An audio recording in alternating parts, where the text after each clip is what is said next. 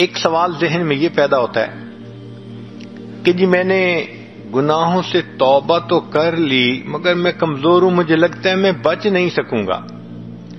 بھئی میں نہیں بچ سکوں گا، اللہ تعالیٰ تو اس پر قادر ہے کہ ہمیں بچا دے. تو اللہ سے دعا مانگیے، اللہ سے مدد مانگیے. علماء نے لکھا ہے کہ جو شخص گناہ سے بچنے میں اللہ کی مدد مانگتا ہے، اللہ فرماتے ہیں اس بندے کی مدد کرنا میرے اوپر لازم ہو جاتا ہے.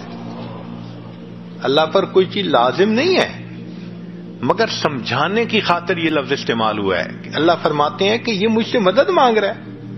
اور نقطہ انہوں نے یہ نکالا کہ دیکھیں تسمیہ میں اللہ رب العزت نے ذاتی نام بھی استعمال کیا، صفاتی نام بھی استعمال کیے.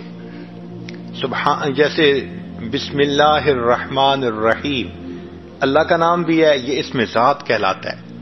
اور رحمان اور رحیم یہ صفاتی نام ہے. مگر تعوذ میں اللہ نے صرف اسم ذات کو استعمال کیا ہے. اعوذ باللہ من الشیطان الرجیم. ایسے نہیں ہے جیسے بسا اوقات قراء پڑھتے ہیں اعوذ باللہ السمیع العلیم من الشیطان الرجیم. نہیں، ایسے نہیں ہے. اللہ نے صرف اسم ذات کو استعمال کیا. کیوں؟ صفاتی نام سے کنفیوژن ہو سکتا ہے. اب جیسے اللہ کے صفاتی نام ہیں وہ کئی مرتبہ مخلوق کے لیے بھی استعمال ہوتے ہیں. اللہ سمیع اور بصیر ہیں، انسان کو بھی فرمایا فجعلناہ سمیعا بصیرا.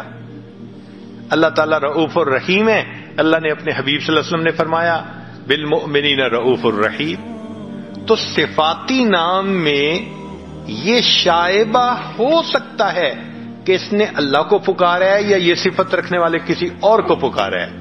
اللہ نے تعوذ میں صفاتی نام ہی نہیں رکھا. فرمایا میرے بندے تم میرے دشمن شیطان سے بچنا چاہتے ہو نا، میں اپنا ذاتی نام رکھتا ہوں، بائی نیم تم مجھے پکارو گے، میں پروردگار تمہاری حفاظت کر کے دکھاؤں گا.